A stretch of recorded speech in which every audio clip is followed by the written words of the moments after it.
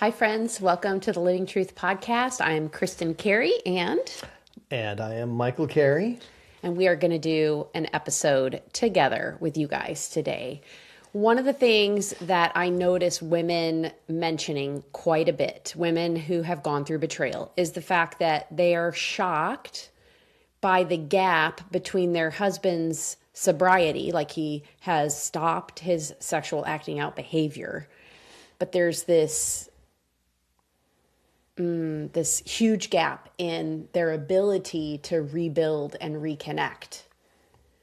So there's a frustration there on both sides of the coupleship. And our hope is that this episode could be helpful to couples who feel stuck. Like, hey, I thought that if I stopped the sexual acting out, that would fix the problem. But it is just the tip of the iceberg. Yes. Michael, let's just dive right in. Have you seen this happen with the guys you work with? Oh, yeah, absolutely. And being in recovery for 16 or 17 years, I'm starting to lose track. I have to do the math, but, I'm definitely not immune to all of these problems either. I'm sure that I did the same thing, or whatever in the beginning. I thought if I just, that was the goal, right? To stop, to render this problem completely absent from my life, not affecting me or the people around me, right? That I'm sure that, and okay, that's a good goal in the beginning, but what I learned along the way is that's just barely coming out of the starting gates, really. I mean, that's where the work really, I hesitate to say begins, the real work really begins. That's where the rubber meets the road. Stopping the behavior was much easier than the long-term commitment, the long-term growth, that it really takes to maintain and to become emotionally mature. And that's not a destination either. Emotional maturity, it's not like I've arrived somewhere, right? So that's the gauge. It's a little bit more elusive. Stopping behavior, it's gone, Right. is a little bit more obvious. But what does emotional maturity even look like? How do we gauge that? There's Right. There's a lot of different variables involved in all of that too.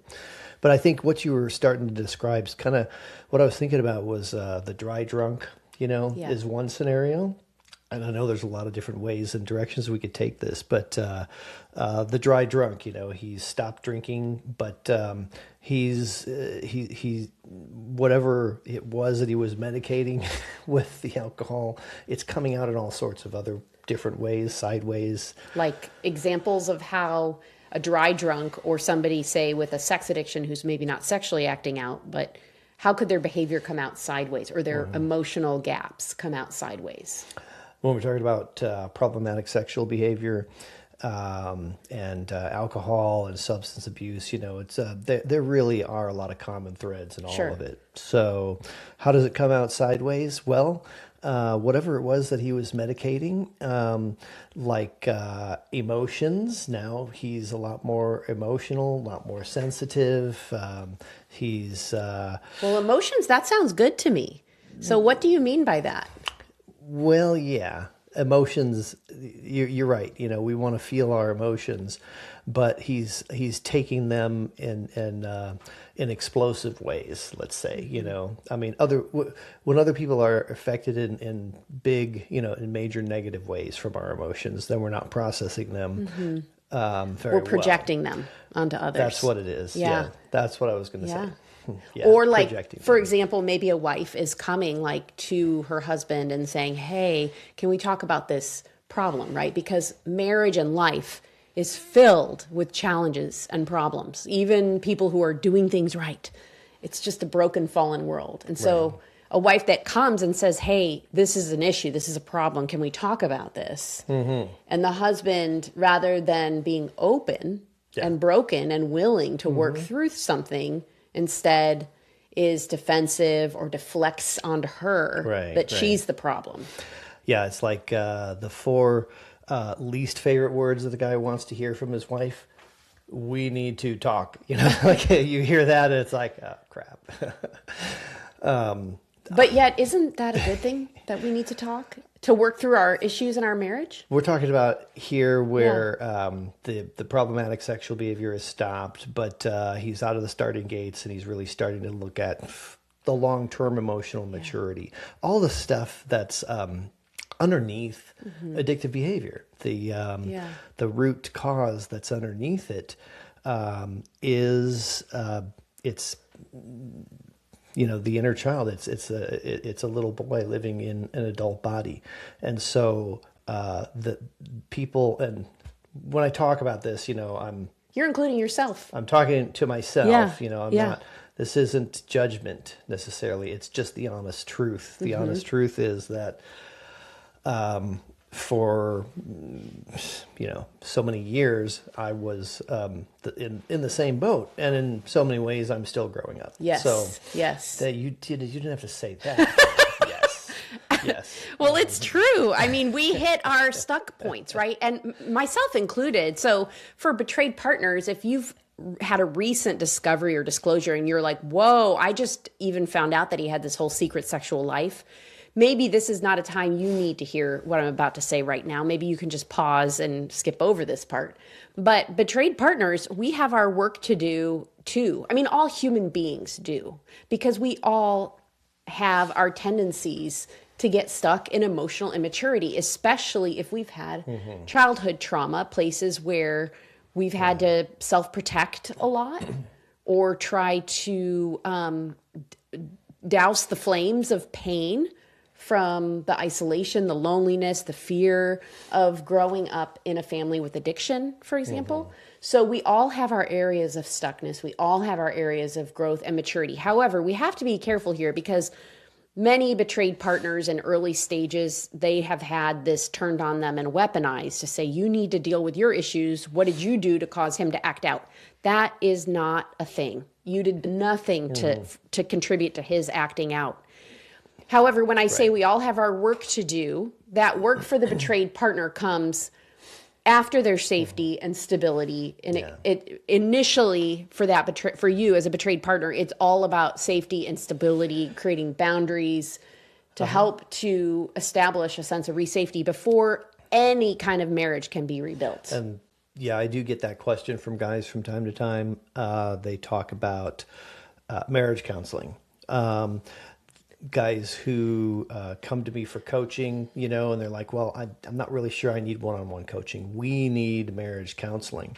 And what I tell them is, look, this behavior has caused more problems than whatever it is that 99.9% of the time. I know that there are some exceptions out there, but let's just be real. When this has blown up a marriage, the problematic sexual behavior is in the spotlight for a while. Do we both bring baggage and things from our past and stuff and emotional immaturity into a marriage? Yes, but that's not going to help this current situation when this is in the spotlight, like I said. So yeah, she does, when we use those pronouns too, most of the people that come to us for help are men who struggle with problematic sexual behavior, and his girlfriend, fiance, wife, partner, is what we refer to. So when I say she has work to do, her work in the beginning is safety and stabilization, right? And, but what you're saying is down the road when she is ready, like every human being. Have work to do to grow up and mature. Yeah, and I think the scriptures talk about it. It's called sanctification. It's called renewing the mind. That it's just growth. It's part of being a human being. So you're talking about that kind of growth and that kind of work, but that's down the road quite a ways, not in the very beginning. And so in the beginning, in my personal story, what. Some of the big keys that helped get to that place of sobriety was understanding that there is a root cause, and that there are some things that happened to me way back in my childhood. And you know, we're not going to be doing a therapy session on our podcast necessarily here, but the idea is that so many things that I thought something was inherently wrong with me, God was terribly disappointed and upset and angry with me. I was a pervert, you know, like all of these things that were just causing more and more self-hatred, and that just stirred the pot even more and just caused me to just be in that addictive cycle. Just understanding and knowing that there was a way out, that there is a path to freedom, and that it didn't. There are things that happen that as a young child I started responding to and reacting to, and that's where it all started, you know, back when I was 10, 11 years old. And in some cases, yeah, even younger, you know, the pieces of my story. So, Right. so just unpacking that, you know, that was, and this is what I'm saying, that's just the very beginning. The behavior stopped. I hit that sobriety because I was able to understand that there are things that are going on that I can actually deal with here, and that just it was a huge relief, big relief valve, you know. So it's the starting blocks to what Right. we really need to do, the emotional maturity, because of the trauma that I experienced. Parts of me were locked away in a closet Yeah. that were not growing up. So there's a lot of parts in me that were still little boys living inside of me, if you want to say it like that. Right? And in some ways, those parts of you and of me are still there. Well, yeah. And they want to hijack or drive the bus sometimes and take over. I mean, we all have our moments, right? Where we feel frightened or uncertain, or where we kind of regress emotionally. Yeah. And I've talked to so many guys that relate to when he places a bid for sex and his wife says, whatever it is, I have a headache, I don't know, you know, I don't feel connected. Valid reasons. And he pouts. Okay, so when I... Have you ever done that? No comment. Yeah, of course. Yes. Yeah. Yes, definitely. But no, I totally forgot what I was going to say. Oh yeah. So when I talk to guys about this, I'm like, have you ever had that feeling like there's this really young place inside of you that's driving the bus? Like you feel really young right now. Okay, so when I feel rejection, especially on that level of intimacy, and I'm not going to say that I don't feel that way anymore. I just don't pout. You know, I mean, there is a maturity. You can grow to a place where it's not pouting anymore. You still feel that child in there, but he's not driving the bus. Yeah. He's not going, acting in, basically, which is icing you off. Right. I'm going to punish you. I'm going to punish you by, Yeah. giving you the silent treatment, whatever it is, the pouting. And to some degree, I've also learned that the icing someone off also is self-protection in so many ways, because if I don't talk to you, then I can't get hurt Yeah. again, So anyway. Yeah. So these types of behaviors, if you've seen these behaviors in or patterns in your relationship of being iced out, or you bring a problem to your husband and he turns it back around on you and tells you you're the problem, and not even addressing his side of the problem that you're bringing out. These are just a few of many examples that could be out there where there is an emotional immaturity element going on. And if you're a betrayed partner, I want you to feel the freedom to take this episode and share it directly with your partner, just to say, hey, I want you to listen to this and take inventory of how could we grow in these stuck places. There is no shame in getting stuck. The question is, do you want to stay stuck or do you want to grow? Because not acting out sexually is just one very small piece of the puzzle. Now it's a big piece. It's like a giant sinkhole in the middle of the house that is your life. You can't build a marriage on that foundation. When you said very small, I think what you were probably meaning to say was there's just a lot of different pieces. Yeah. It's a big piece. It's piece. the tip of the iceberg. It's a big piece, but yeah, okay. It's the tip of the iceberg, but there is you weren't so much minimizing more. anything. No, Yeah. I'm not minimizing it. It's catastrophic for the relationship. But if you're the person with the addiction, you might think, well, I stopped sexually acting out and I'm not lying anymore. Why isn't my partner satisfied? Well, what if there is a relationship available to you that is so much more connected, so much more intimate? I don't mean sex. I mean like really you know him and he really knows you, and you could support each other. You could show up with curiosity, true compassion, true care for one another. You could experience true connection because that is available. But so many couples, including ourselves at times, we've had to settle for just cohabitating, right? Just being business partners in running a family because we don't have capacity for that emotional depth of vulnerability and connection and maturity. And maturity takes time and effort, and it takes a lot of self-nurturance, right? So I hear women say often, it's like, my husband wants me to acknowledge everything that he does. He takes out the trash. He does the dishes. He goes to his recovery meeting, and he wants me to give him an attaboy for every single thing that he does. This is also a pattern of emotional immaturity. Now, I'm not saying that we don't need appreciation in marriage. We absolutely do. Resentment is a huge killer to connection. However, sometimes what a man is wanting here is for his wife to be like a mother to him. That's a sign of emotional immaturity. He needs to be giving the attaboys and encouragements to himself, like his adult self, giving that to his little boys crying out for attention self. Or to be able to go to get affirmation from the men in your recovery community. Putting that kind of pressure on your wife to notice everything you do and call it out is a lot. That's a lot of pressure.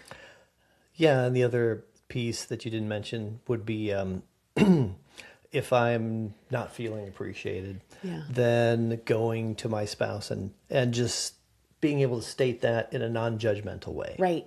Like in instead a calm of way. accusatory. Right. Tell me how you would say it. You never appreciate me. Yeah. You know? never and you always, not great ways to start a relationship. So let's just say Black that and you're white words feeling are kind of keywords. vulnerable. And this is another thing though, is like, it's taken emotional maturity for you to recognize, oh, I feel vulnerable. And to admit you feel vulnerable is scary.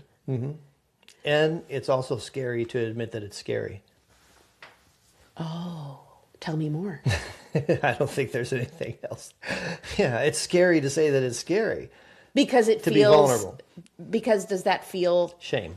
It's shame. You know, it induces shame, right? Yeah. Whatever it is. Like you should be man enough to not feel scared? I don't have it all put together. Whatever it is. I'm not... I'm always... So, yeah, those black and white words are pretty key to understanding that this is a young part. It's a young place within, right? I'm never appreciated, right? Just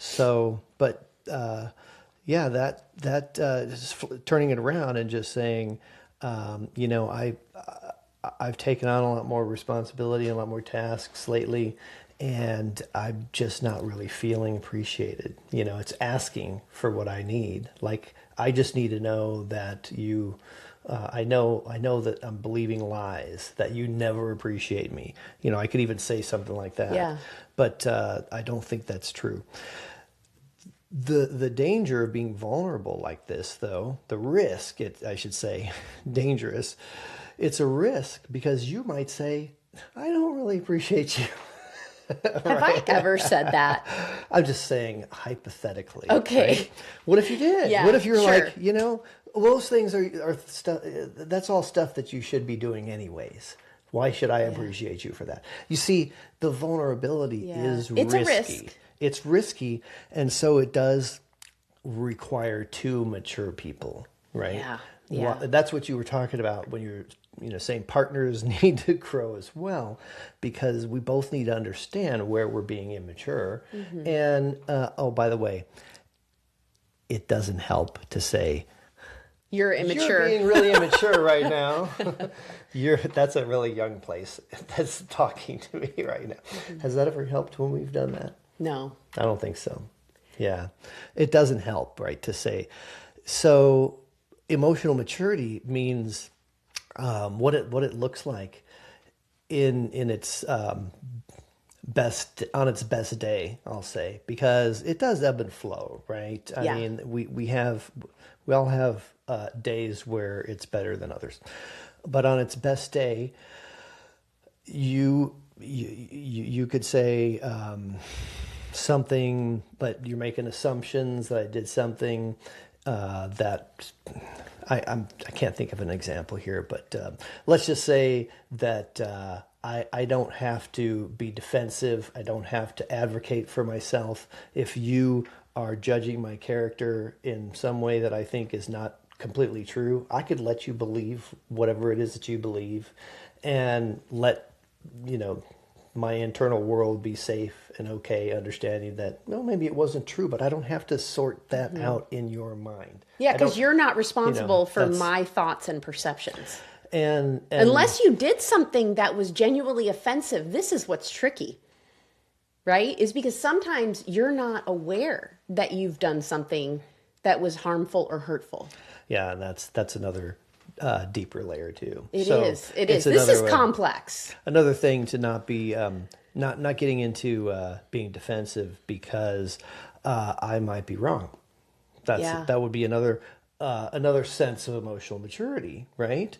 The ability to admit that you could be wrong. The ability to ask questions instead of be defensive. The ability to let you be in that young place today and not not be triggered and be argumentative and whatever it is. That's emotional maturity. So it takes years of work. It takes a lot of work. And we've both been working on this for so long, and we just in the last week had several stressful days and moments where we were each reacting to each other. So for the record, friends, this is one of those times where she could believe what she wants and I can believe something different if I feel like I need to. If I had a different experience than she did. Yeah. That's the interesting thing is I could say, well, maybe she's right, but I didn't experience it in the exact same way. But I don't have to straighten that out. This last week, it wasn't that big of a deal, was it? That we need to sit down and work it out. We need to make a marriage counseling appointment. No, we don't need a marriage counseling appointment. No. But there are times where there are complex situations that arise that are difficult to resolve in one conversation. And one conversation, even if you listen well, may not be as reparative as I need it to be. And so we can always circle back around later. But the real point is the emotional maturity piece is I am not going to defend, deflect, criticize, or blame if my partner comes to me and tells me, hey, I need to talk to you. I'm feeling some kind of way, right? Yeah. I know there's so much material out there about come with I statements and stuff like that. And that's good, right? The chances of it blowing up into a big conflict when you come with I statements of, hey, I felt this, I noticed this, I observed this, I experienced that, helps it not blow up or escalate. Yeah. I really don't like you right now. Like I could be... That's not what I mean by an I statement. I feel if I started with I and about then I turned around myself. and met you. I feel like you're a jerk. No, that is not an I statement. You're right. Statement.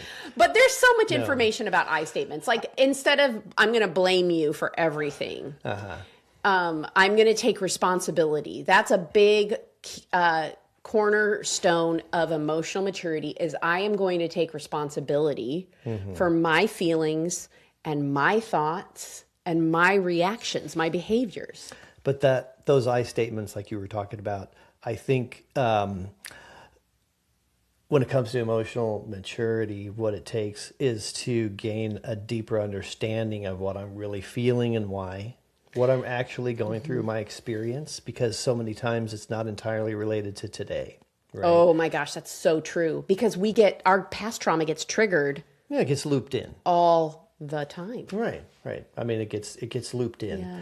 without us realizing it. You know, we're projecting other people onto our loved ones, and this conversation is for a lot of different levels of people out there, advanced as well as beginners. Just to know that there's after years and years and years of work, you know, we get an understanding. We can start to get to a place where we can see these things happening inside of us in real time. But in the very beginning, it's usually in the rearview mirror, right? We usually see the emotional immaturity take place. I'm defensive. I'm mistreating someone. You know, I'm being that jerk that you mentioned earlier. And That was then supposed to be hypothetical. I have to but... circle back around and repair. Okay, and that's still, it really is part of the process. Didn't we do that in the beginning? I mean, that's the way that it happens. We circle back around and we repair. We apologize. Sometimes, yeah. Yeah. Well, it didn't always happen, you know, that way. But that's the best. The ideal. The ideal is. What I'm getting at, though, is it's extremely rare that we're able to catch this in real time and see and understand what's going on inside of me. In the moment. That's true. Because we're talking about implicit memories. We're talking about pieces of ourselves, a state of consciousness that's operating on a much faster plane than our conscious mind is. You know, we're talking about the... What is that parasympathetic thing? Whatever.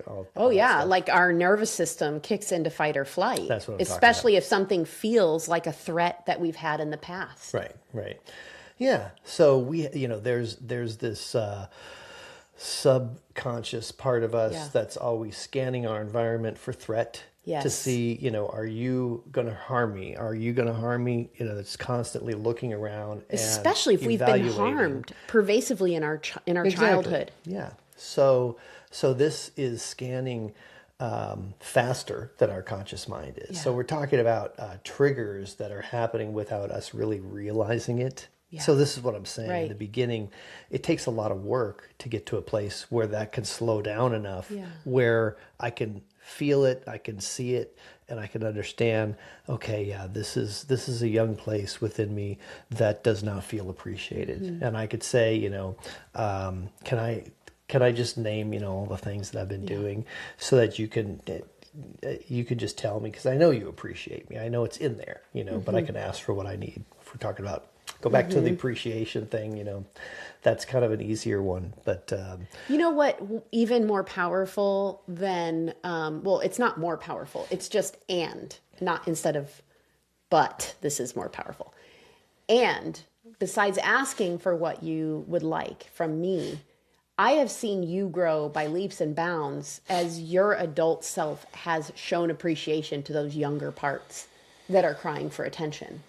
Like you taking responsibility and parenting those young parts within you has made a huge difference and has removed pressure from the dynamic that could happen between us of me kind of in a mothering role. And then as you are taking care of those younger parts, they feel safe enough to get vulnerable and honest with me. And then I can step into kind of a caring, nurturing role temporarily when you ask me to, because and vice versa. He's been able to do that for me, for those younger, terrified parts of me. Right. So what we're talking about there is a real, genuine marital love, caring for the whole part. You know, so we're talking about these young places inside, and you know, the little boy living in the adult body, Yeah. like I was saying. But what starts to happen is called integration, right? Where the parts don't necessarily fade away or whatever it is. These places, these young, traumatized, little boy is living in me still. But the integration and the healing that takes place, it's not a mothering role, but it's or a fathering role or whatever, but it's marital love and being a part of healing, or being a part of helping you helping me heal and become more whole. It is different. It is. Yeah. It's different. Mothering would be, I scrape my Caretaking. knee, Yeah. put a Band-Aid on me, Right. Of course I wouldn't do that, but whatever the equivalent might be. Yeah.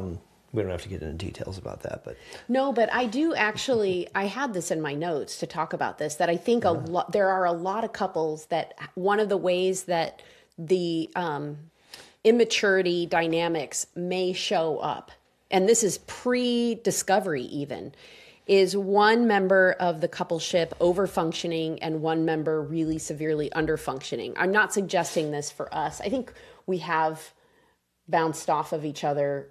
One of us will overfunction for a while and then the other. And so this is not a dynamic I'm naming for us, by the way. But I see this very commonly. Let's say the wife is taking care of and managing everybody and everything, and the husband is just basically deferring everything to her. I have heard some wives state before discovery that there were no problems in their marriage. There was no conflict. There was no issue. And I'd like to challenge that maybe was not, that there really wasn't a problem, but that he was avoiding conflict, avoiding using his voice to state what he really felt or thought or wanted. And in his immaturity was acting outside the marriage. So those are actually two different kind of dynamics. One is, there's no conflict, it's fine all the time, but really he's avoiding any kind of problems. The other dynamic where there's one member of the coupleship that is over-functioning, taking care of everything, kind of parentified, and the other one who is basically allowing her to carry the whole load of the family, managing the household, managing the kids. And which is the part of her that's fawning, trying to keep the peace out of fear as well, right? Yeah, it can be. It can be, but there are times too where it's by default, because there's times where one person has abdicated all of their responsibility. So responsibility is a huge, it's a huge thing to look for in patterns of immaturity. Yeah. Both the presence of over responsibility and the abdication of responsibility, both extremes. Yeah, and that is, when you get into the weeds, certainly there's too many different dynamics out there in a coupleship that could go wrong, could go sideways, we'll say. And it does take a very well-trained therapist or coach who isn't biased, who understands, I should say, these dynamics enough that is not going to take sides in a couple counseling role or one-on-one coaching or counseling as well. So, we were talking about in the beginning, a couple's, if their life blows up because of problematic sexual behavior, the dynamic needs to be individual help first and not couples counseling, Right. Or marriage counseling. There are professionals who can help in this case, we're talking about, a man who comes to us for help and needs coaching. For his unwanted sexual behavior, yeah. He can get help understanding these younger places inside of him and the dynamic that he's bringing into his marriage. He can begin to have that growth. But yeah, it does take a trained professional to really understand that, if he's pointing a lot of fingers, being judgmental, someone who could really see those young places coming out in the sessions and stuff, and hold up a mirror for him. Provide the right kind of guidance, too. So that is possible, right? We've seen that and received that ourselves too. So, but yeah, all those dynamics that you were getting into, I think there's so many different scenarios in a marriage that could go sideways, that from both directions, Oh, There's yeah. a lot of issues in there. But the problematic sexual behavior, as a feature of his medication and acting out, and it really is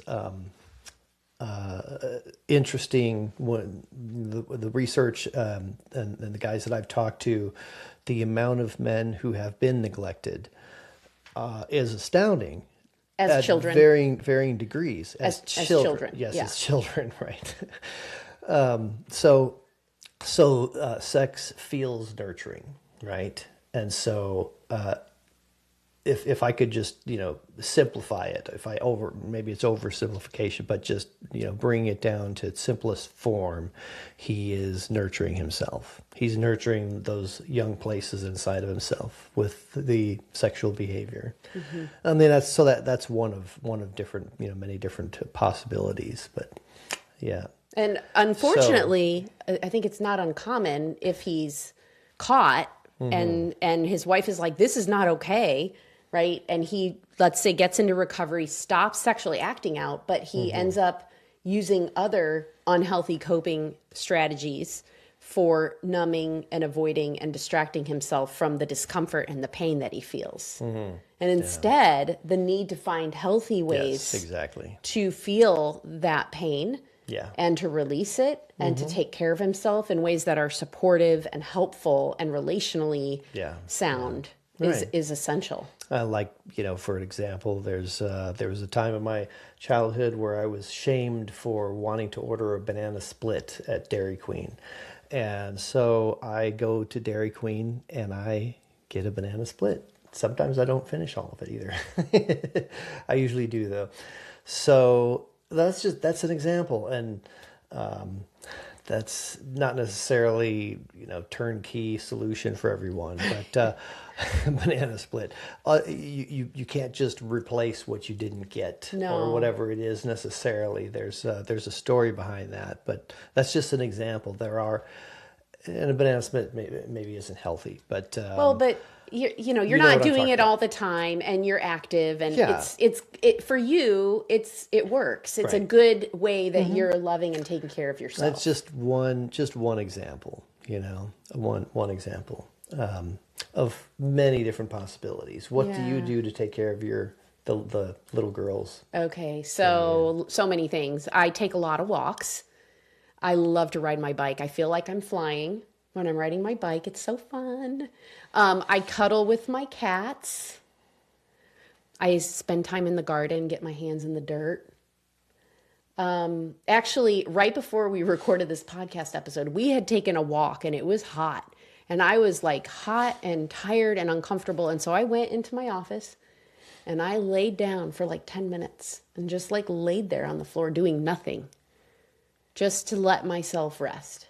So all kinds of ways that I can take care of and nurture those younger places inside of me. Yeah. Yeah.